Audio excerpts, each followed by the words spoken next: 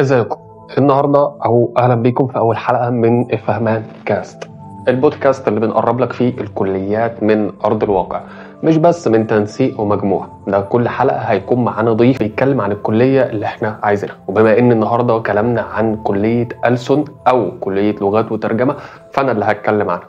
فالنهارده هتكلم معاكم عن الكواليس اللي محدش بيحكي عنها. ده علشان طبعا لو انت بتفكر تدخل كلية ألسن او حتى بتسأل اللي بيحصل فيها او يعني ازاي ممكن تقدر تعدي فيها، فتعال اقول لك هتعمل ايه.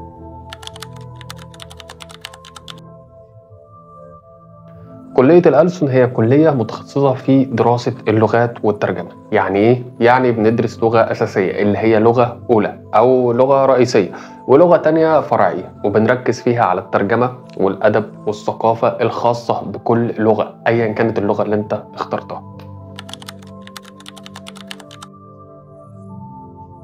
في ألسن التركيز بيكون على الترجمة واللغة ذات نفسها بس بشكل عميق شوية، إنما في آداب بيكون التركيز على اللغة أو من الناحية الأدبية، يعني بيكون الجانب الأدبي والثقافي أكتر شوية من الجانب بتاع الترجمة، لأن الترجمة موجودة في ألسن بكثافة أو يعني بشكل أكبر من آداب.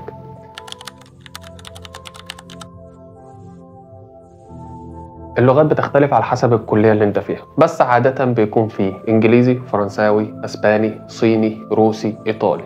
والاختيار بيكون طبعا على حسب المجموع بتاعك واحتياج القسم اللي انت اخترته ده لعدد طلاب قد ايه.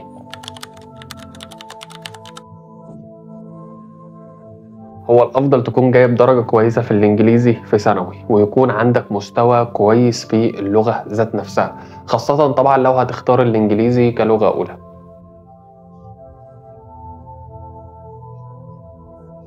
اللغات المطلوبة بكثرة في السوق حاليا هم الصيني، يعني بالترتيب كده الصيني والألماني والكوري والروسي، بسبب طبعا التوسع الاقتصادي والتبادل الثقافي اللي بدأ موجود أو بدأ يحصل دلوقتي.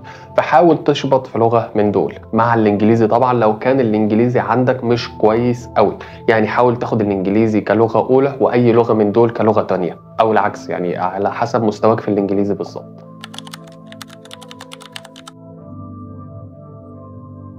بص، معظم الدراسة نظري، بس في تدريب عملي في الترجمة، وفي بعض الكليات بيكون في ورش عمل أو ترجمة فورية وترجمة منظورة وحاجات كده برضه هتعرفها لما تدخل.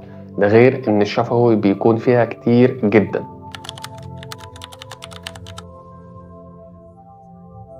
فرص الشغل كتير جدا لو معاك لغة ومتمكن منها كويس، فعندك مكاتب في الترجمة أو كول سنتر في أي شركة، أو التدريس، أو عندك السياحة، شركات الطيران، وعندك برضو السفارات على حسب البلد اللي انت اخترت اللغة بتاعتها، وعندك الترجمة الفورية أو في المؤتمرات أو حتى مع مدربين الكرة.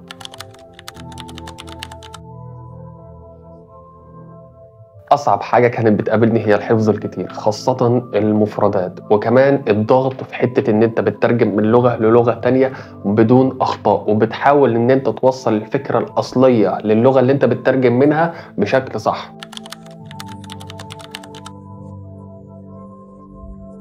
لازم مهما كانت كليتك إنك تبدأ تطور لغتك. دلوقتي حاول تسمع أفلام، تقرأ كتب، تتعلم كلمات جديدة كل يوم، وخلي عندك حب للغة اللي أنت بتدرسها، لأنك لو ما حبيتش اللغة فللأسف ممكن ما تقدرش تكمل فيها أصلا.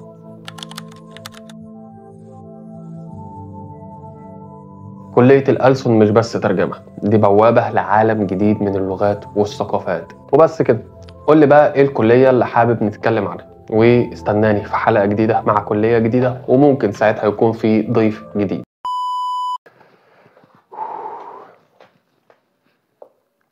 يا رب ما حدش يدخل هندسة، يعني كفاية اللي موجودين عندنا بجد. والله يا رب ما حدش يدخل هندسة. لو بتتفرج عليا دلوقتي ما تحاولش تدخل هندسة عشان هتتعقد.